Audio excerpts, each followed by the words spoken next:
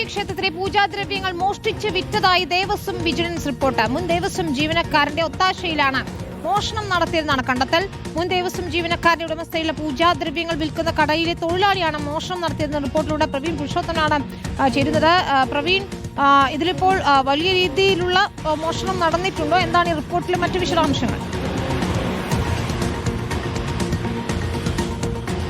വിനീത, പത്തനംതിട്ട ജില്ലയിലെ മലയാലപ്പുഴ ദേവീക്ഷേത്രത്തിൽ 2025 മെയ് മാസത്തിലാണ് ഈ പരാതിക്കിടയാക്കിയിട്ടുള്ള സംഭവങ്ങൾ നടന്നത്. അന്ന് അവിടെ പൂജാദ്രവ്യങ്ങൾ മറിച്ചു വിൽക്കുന്നതായി ഒരു പരാതി ദേവസ്വം വിജിലൻസിന് ലഭിച്ചിരുന്നു. അതിന്റെ അടിസ്ഥാനത്തിൽ ദേവസ്വം വിജിലൻസ് വിശദമായിട്ടുള്ള പരിശോധന നടത്തി ക്ഷേത്രത്തിലെ CCTV ദൃശ്യങ്ങൾ ഉൾപ്പെടെ പരിശോധിച്ചിരുന്നു.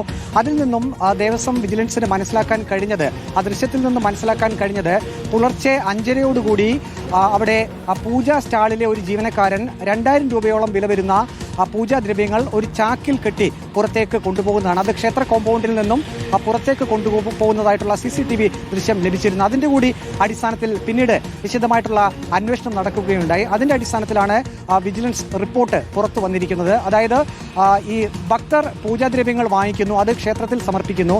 ആ പൂജാദ്രവ്യങ്ങൾ അവിടെ നിന്നും മാറ്റി വീണ്ടും സ്റ്റാളിലേക്ക് എത്തിക്കുകയാണ് ചെയ്യുന്നത്.